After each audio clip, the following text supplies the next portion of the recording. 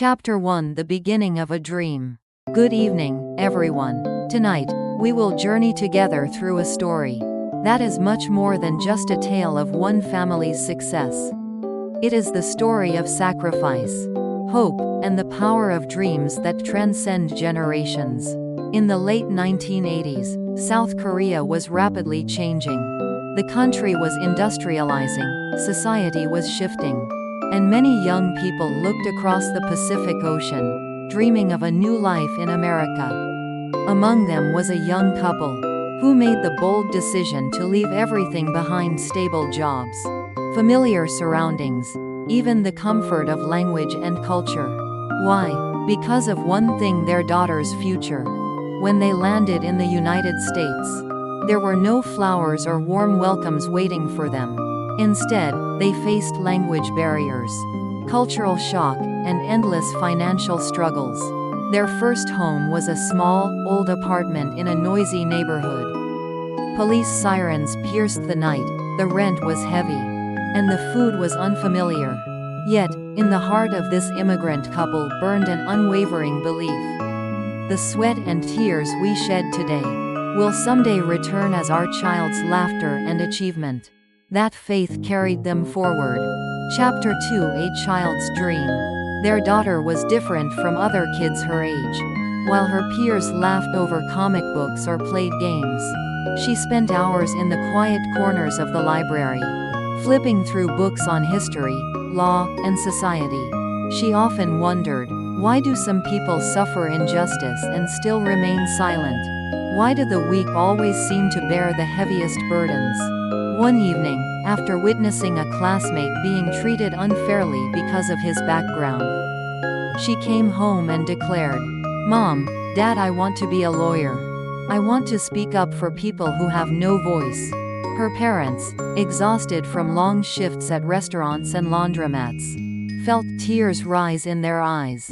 In that moment, their endless sacrifices suddenly had meaning. But the road was never easy. As a teenager, she wrestled with the identity struggles of being a child of immigrants. There were days she cried, asking, "Why do we have to live like this? Why is my life so different from everyone else's?" And every time, her parents held her hand and said, "We know it's hard, but your path will not be in vain. Someday, your dream will make you shine." Those words became the fuel that kept her moving forward. Chapter 3: The Graduation That Changed Everything. Few moments in life can compare to a graduation day. For this family, it was the culmination of years of hardship and the beginning of something extraordinary. On that day, 500 students filled the high school auditorium. Families crowded the seats, cameras clicked, and the air buzzed with excitement. Among them sat the immigrant parents, their hands trembling as they waited. Then, the principal's voice rang out, "This year's valedictorian, delivering the graduation speech, our top student is." It was their daughter's name. She stepped up to the podium, her gaze steady, her presence confident. She spoke, "I stand here today not because of my own strength, but because of the sacrifices of my parents and the community that believed in me. This honor belongs to them." The auditorium fell silent, and then came an eruption of applause and cheers. Parents cried openly, teachers nodded in pride, even families who had never spoken to hers felt their hearts swell. For her parents, that moment was the answer to every sleepless night, every aching muscle, every doubt they had ever carried. We were right, our tears were not wasted. Chapter 4: The Road to Berkeley. The University of California, Berkeley, a name recognized around the world. When she first stepped onto the campus, she felt both awe and fear. The sprawling lawns, the diverse student body, the intellectual energy, it was overwhelming. Classes were rigorous beyond anything she had known.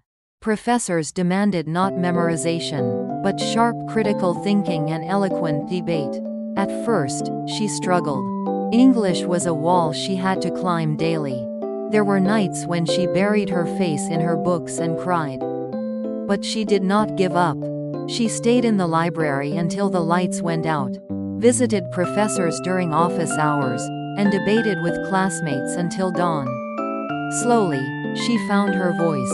Beyond academics, she began volunteering at community legal centers, helping immigrants navigate their rights. She sat with families who faced deportation, with workers treated unfairly, and she listened. Each story deepened her resolve. She realized, I don't just want to be a lawyer. I want to be their lawyer, the voice of those who have been silenced. Her parents, hearing about Berkeley, felt immense pride. Neighbors whispered in admiration, "Did you hear? Their daughter is at Berkeley."